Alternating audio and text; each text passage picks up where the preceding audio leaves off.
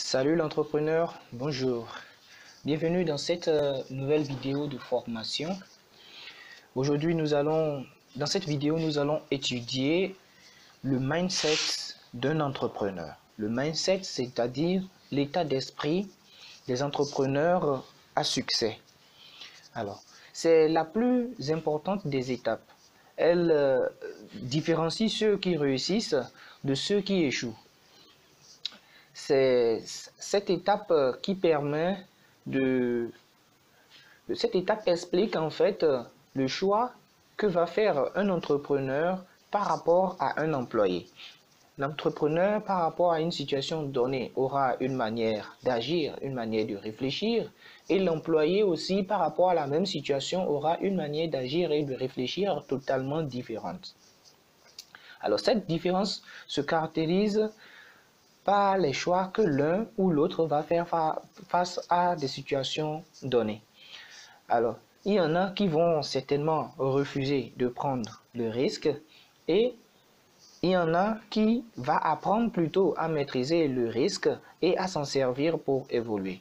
C'est pour ça qu'il est très important que vous sachiez, est-ce que vous avez la fibre entrepreneuriale? Est-ce que vous avez la culture entrepreneuriale? Est-ce que vous êtes prêt vraiment à devenir entrepreneur? Parce que entrepreneur, c'est beaucoup de contraintes. C'est vrai, tu pourras construire une grande entreprise, devenir riche, mais avant cela, c'est d'abord beaucoup de travail. Et pour ça, il faut se poser certaines questions pour pouvoir se connaître, savoir si l'on peut vraiment réussir dans l'entrepreneuriat ou si l'on est plutôt du genre salarié. Alors, si à la fin de ce petit cours, tu te sens pas dans la fibre entrepreneuriale, c'est-à-dire tu n'arrives pas à te retrouver dans les comportements qui sont nécessaires pour un entrepreneur, ce n'est pas grave. Tu n'es pas obligé d'avoir toutes ces valeurs, toutes ces qualités et caractéristiques d'un entrepreneur avant de démarrer, mais c'est très important de les connaître afin de pouvoir travailler pour les acquérir. Personnellement, quand moi-même j'ai découvert ces qualités, je n'en avais pas beaucoup, mais au fur du temps, au fil des années, en travaillant petit à petit, aujourd'hui, j'ai réussi à développer plusieurs autres qualités et je continue toujours à m'exercer pour en développer le reste. Donc, avant de démarrer, il faut que tu connaisses où est-ce que tu en es, que tu fasses le point, que tu saches si vraiment, bon, est-ce que tu as déjà cette culture-là ou s'il te faut aussi travailler comme moi, ou si l'entrepreneuriat carrément ne te plaît pas, que tu trouves que c'est un monde déjà trop risqué, que tu préfères être salarié, oui, parce que tout le monde ne peut pas être entrepreneur. Il faut qu'il y ait des salariés aussi pour pouvoir aider l'entreprise à évoluer. Donc, nous allons évoluer, nous allons voir directement quelles sont les questions que tu devrais te poser pour qui vont te permettre de te connaître et qui vont te permettre de pouvoir savoir qu'est-ce qui te manque, à quel niveau tu es pour pouvoir créer ou bien pour avoir la fibre entrepreneuriale en toi. La première question à te poser, c'est pourquoi est-ce que tu veux posséder ta propre entreprise? C'est très important. Parce que si tu veux posséder ton entreprise juste parce que tu vois d'autres en créer ou parce qu'on a la politique du gouvernement facilite la création des entreprises, alors tu n'iras pas loin. Il faut que tu aies vraiment une véritable raison qui te pousse à vouloir créer ta propre entreprise. Maintenant, pose-toi la question. Pourquoi toi, tu voudrais posséder ta propre entreprise? Est-ce que c'est pour gagner de l'argent? Est-ce que c'est pour aider les gens? Est-ce que c'est juste comme ça, bon, tout le monde crée, donc moi-même, je crée une entreprise? La deuxième question, c'est jusqu'à quel point est-ce que tu souhaites posséder ta propre entreprise? Est-ce que c'est vraiment une envie, je sais pas, tu es vraiment motivé pour avoir ta propre entreprise ou bien c'est juste bon, si ça marche, c'est bien, si ça ne marche pas, c'est comme ça. Est-ce que tu es déterminé? Est-ce que à quel niveau tu mets le jeu? À quel niveau c'est-à-dire à quel niveau tu imagines l'intensité de ton envie de créer l'entreprise. Est-ce que tu sais, à un haut niveau, tu cherches à tout prix à créer ton entreprise, tu es totalement motivé. La troisième question, c'est de savoir à quel niveau de jeu tu souhaites jouer. Là, je parle de la taille de ton entreprise. Est-ce que tu penses à créer juste une petite entreprise? Est-ce que c'est une entreprise familiale? Est-ce que c'est juste un petit truc qui va te rapporter un peu d'argent? Ou bien tu te vois jouer dans la cour des grands, c'est-à-dire avoir une très grande entreprise qui va démarrer vraiment petitement, oui, et grandir au fil du temps. Et à quel niveau de jeu est-ce que toi tu souhaites jouer? À quel niveau de jeu es-tu prêt à te hisser pour démarrer dans la partie? À quel niveau de jeu? C'est-à-dire, jusqu'à quel terme, qu'est-ce qu'il te faut, ou bien comment est-ce que tu imagines pouvoir te lancer dans la création de ton entreprise? Est-ce que tu penses que tu vas en même temps créer une grande super succursale, une grande entreprise en même temps, ou bien tu vas commencer petitement, ou bien tu veux aller par exemple te comparer à un géant, à une grande entreprise qui existe déjà? À quel niveau de jeu est-ce que tu es prêt à te hisser pour démarrer la partie? Alors, il faut savoir qu'il faut une très grande motivation, il faut aussi avoir de grandes ambitions pour pouvoir réussir dans l'entrepreneuriat. Nous allons voir plus bas les qualités qu'il te faut si tu n'as pas encore lu mon article sur les qualités et les caractéristiques d'un bon entrepreneur. Alors, la prochaine question c'est: es-tu prêt à consacrer le temps nécessaire pour te familiariser avec le modus operandi d'entrepreneurs prospères et de leurs entreprises? Le modus operandi, c'est en fait le vécu, le cheminement, la voie qu'a suivi les entrepreneurs prospères. C'est là où on parle de choisir un mentor ou bien de choisir quelqu'un, un entrepreneur qui a réussi et d'essayer d'étudier sa vie.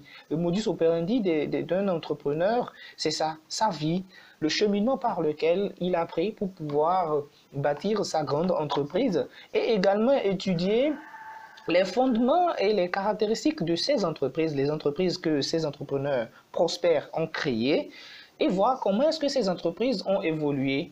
Voilà.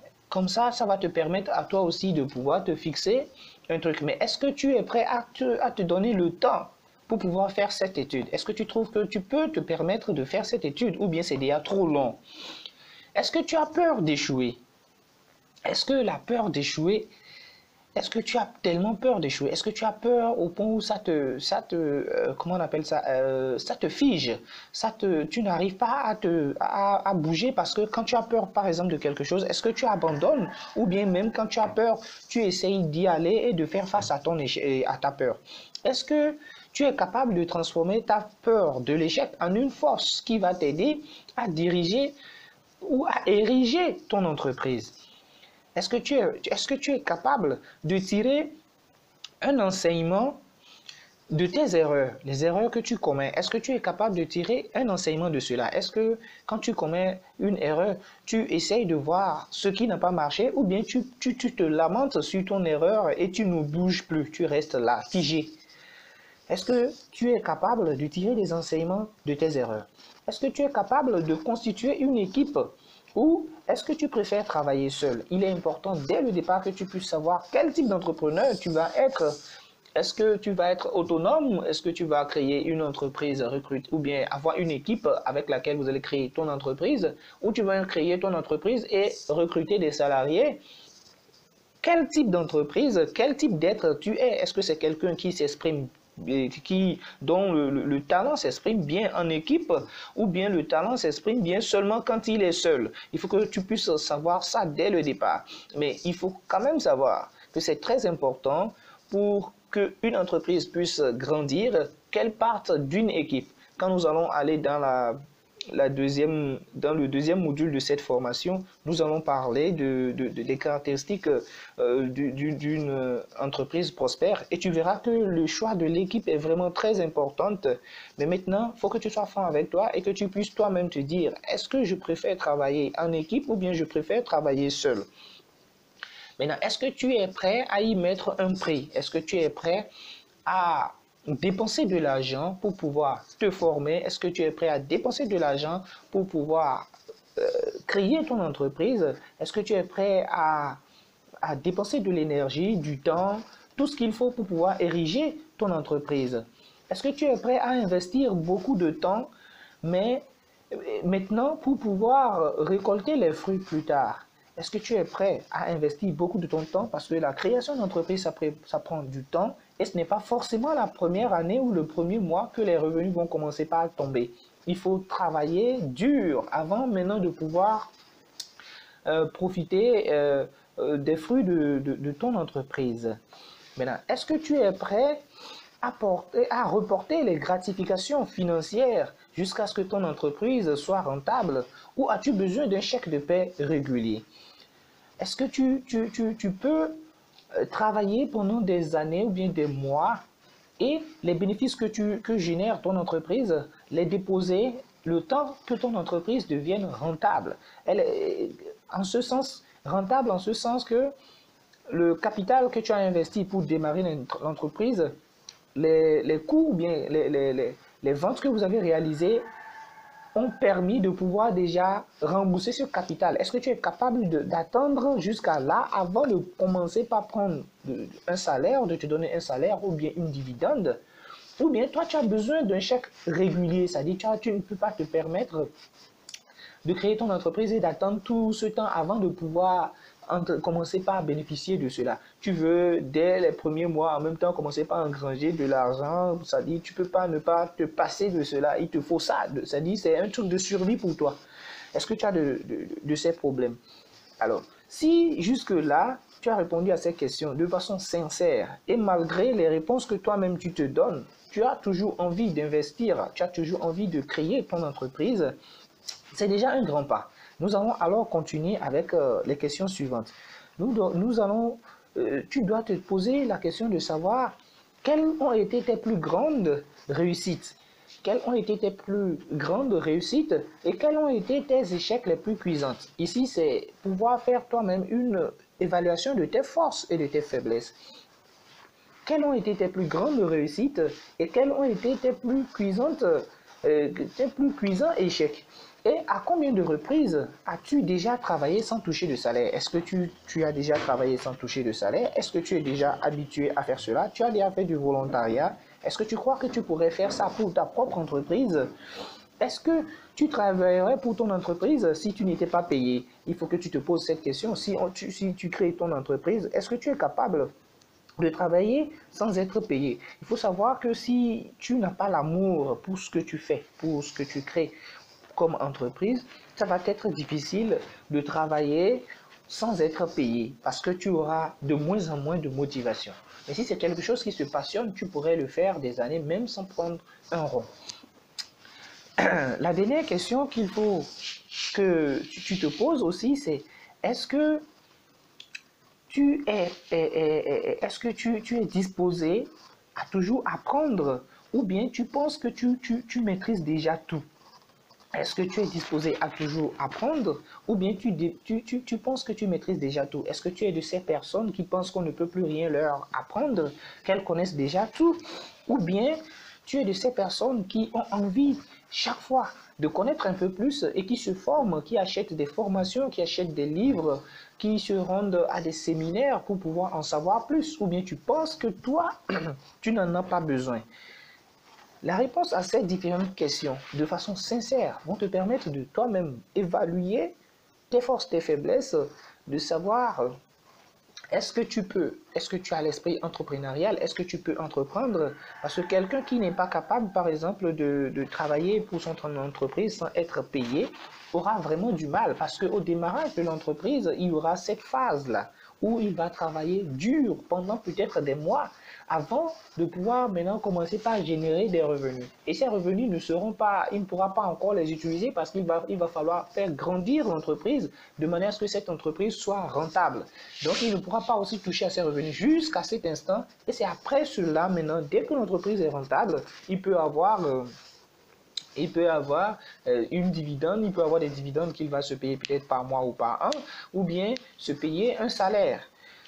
Donc, si après avoir répondu à toutes ces questions, tu as toujours envie d'entreprendre sans le moindre doute, alors tu es probablement de ceux-là qui vont faire de grandes choses en entreprise, de ceux-là qui ont la fibre entrepreneuriale dans leur sang. Alors, félicitations. Maintenant, à l'issue de ces questions, si tu sens que tu n'es pas capable, que tu te sens incapable de créer une entreprise, je vais t'aider ici à étudier les qualités qu'il te faut. Là, tu pourras essayer de travailler à développer ces qualités et au fur et à mesure, elles vont te permettre de mieux gérer ton entreprise, de mieux faire grandir, développer ton entreprise et toi-même te permettre de mieux prendre certaines décisions. Alors, quelles sont les qualités indispensables d'entrepreneurs à succès? J'ai déjà rédigé un article dans lequel j'explique pas à pas chaque qualité que j'ai énumérée ici, ce qu'il faut et ce qu'il faut faire pour pouvoir les avoir. Je t'invite je vais laisser un lien certainement au bas de cette vidéo pour te permettre de te rendre directement sur l'article là et de le relire si tu as bien envie d'en connaître, d'en savoir un peu plus sur les qualités. Ici, je vais juste les énumérer et je ne voudrais pas que la vidéo aussi soit trop longue, donc je ne vais pas trop rentrer en détail. Donc, la première qualité, c'est bien se connaître. Et le jeu que nous venons de jouer, les différentes questions que nous venons de nous poser vont te permettre de bien te connaître. La deuxième qualité, c'est de savoir écouter les autres. Oui, il faut savoir écouter les autres. La plupart du temps, l'entreprise est créée sur la base d'un problème ou bien pour la résolution d'un problème lié aux autres, pas forcément à soi-même. Il faut croire en soi, mais pas trop. Oui, il faut savoir être optimiste. Il faut savoir être optimiste. Il faut croire en toi, oui, mais il faut aussi avoir un peu de la réserve pour ne pas après sombrer ou bien pour ne pas se mettre dans un truc, de devenir, comment on appelle ça, être bloqué à un niveau donné. Il faut être ouvert. Il faut avoir une vision stratégique. Avoir une vision stratégique, oui. Les entrepreneurs, c'est de fins stratagèmes.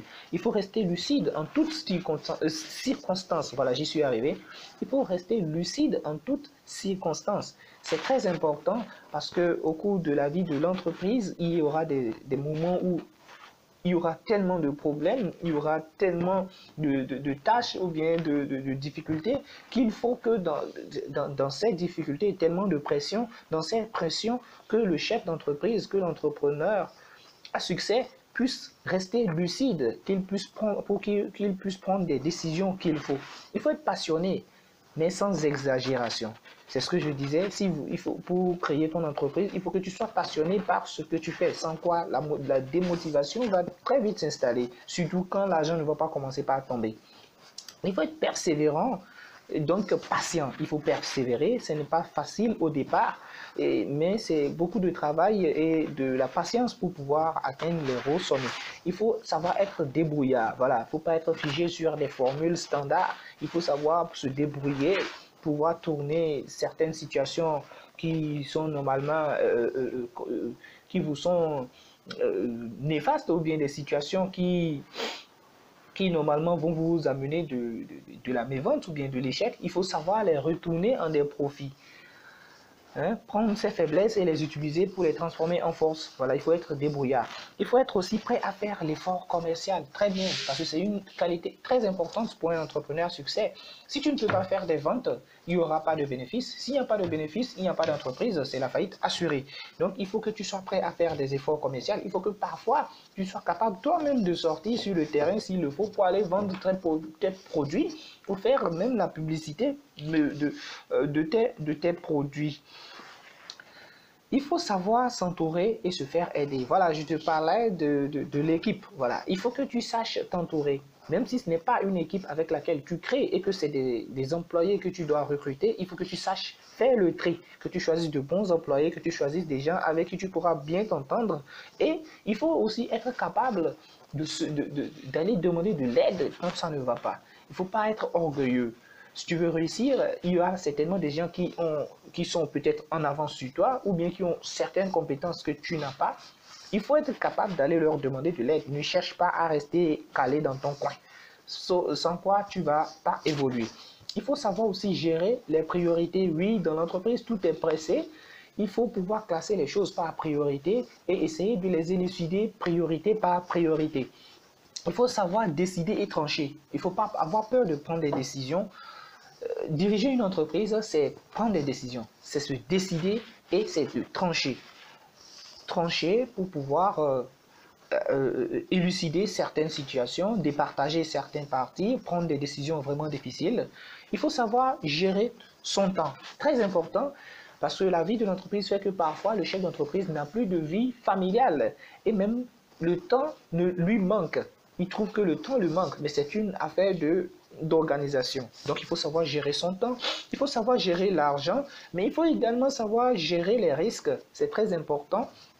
Il faut savoir gérer les risques. Il faut être opportuniste, oui, savoir chercher les opportunités, les reconnaître et savoir les saisir. Il faut aimer rendre service. Si ton entreprise va dans le sens d'aider les gens à résoudre un problème, rendre service aux gens, tu vas faire d'énormes réussites. Mais si ton entreprise ne va pas dans le sens d'aide ou rendre service aux autres, je ne sais pas pourquoi est-ce que ces personnes vont acheter votre produit.